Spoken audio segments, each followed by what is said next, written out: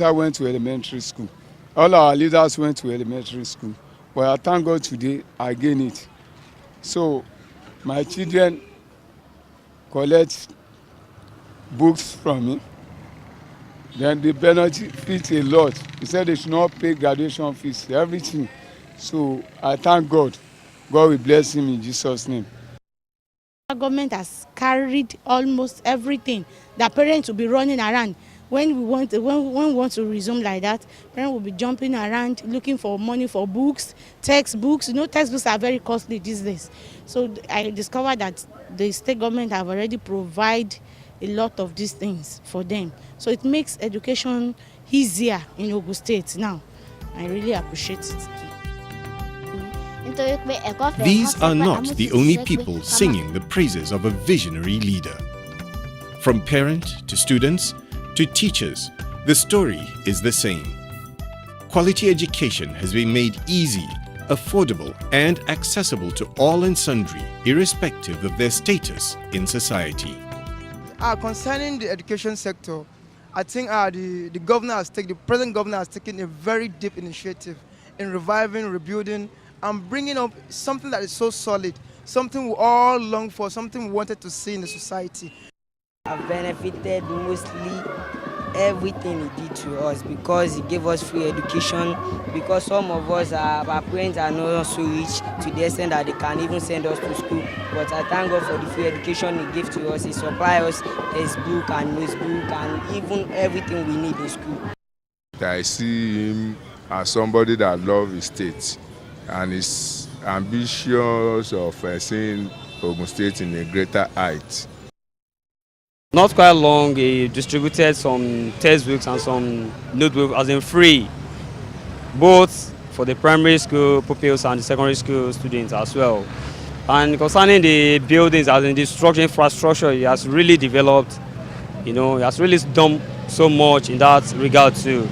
I would rather give kudos to him, and I will pray that God should continue to empower him and strengthen him to do more.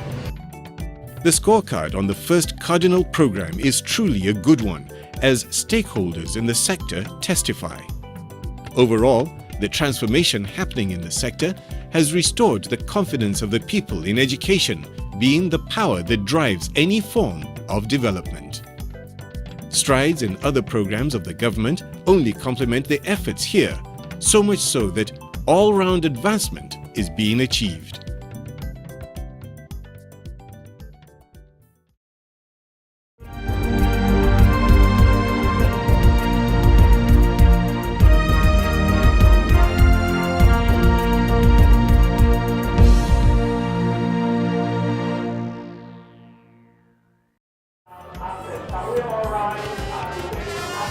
June 12 of every year is a day when the nation remembers one of its most famous democracy fighters, the late Chief Moshood Kashimao Olawale Abiola, better known as MKO Abiola, a worthy son of Ogun State.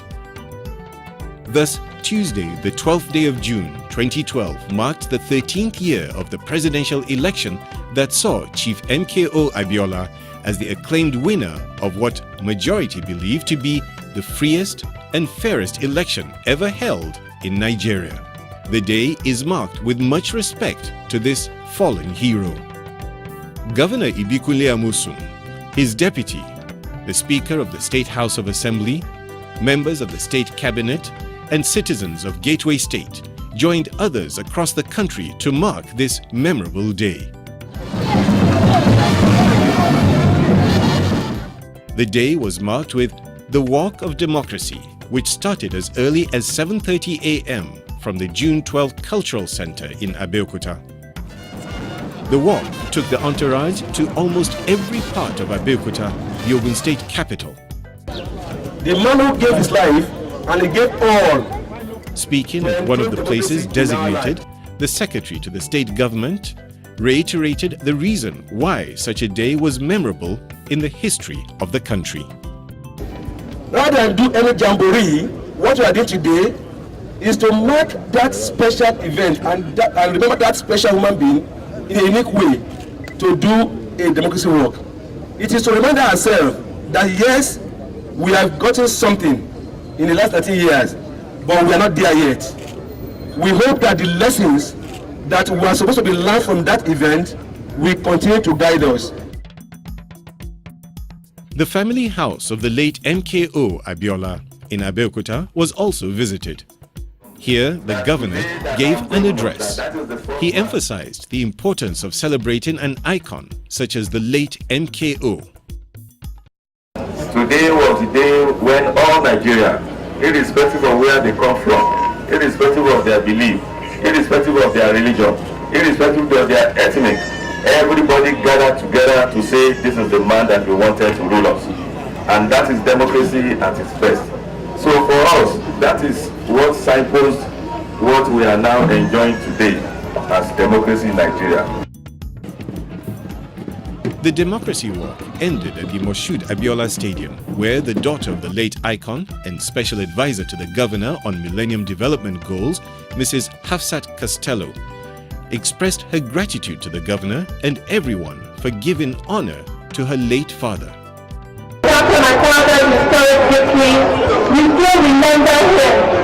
We did not forget him, and that we are continually working to improve the democracy that he fought for and that he gave his life for. I cannot thank you enough. There's really nothing I can say except that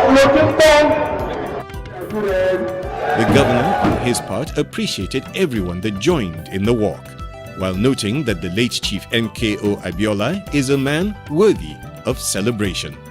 Once upon a time, there lived a man, Moshood Kashimawo Olawale Abiola, that truly typifies what we call the democracy that we all today enjoy in Nigeria. He was really the pilot of that struggle. Indeed, without him, we will probably not be sitting down here today and saying that we have a democratically elected government in place. Even though the late MKO Abiola is no more, his memories linger on. His contribution to the entrenchment of democracy in Nigeria can never be forgotten. Ogun State is proud to have produced and is still producing such men and women of caliber in our society.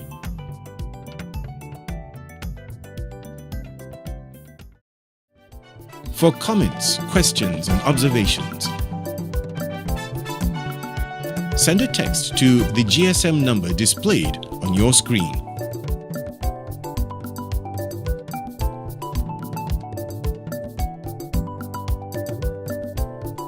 Or send an email to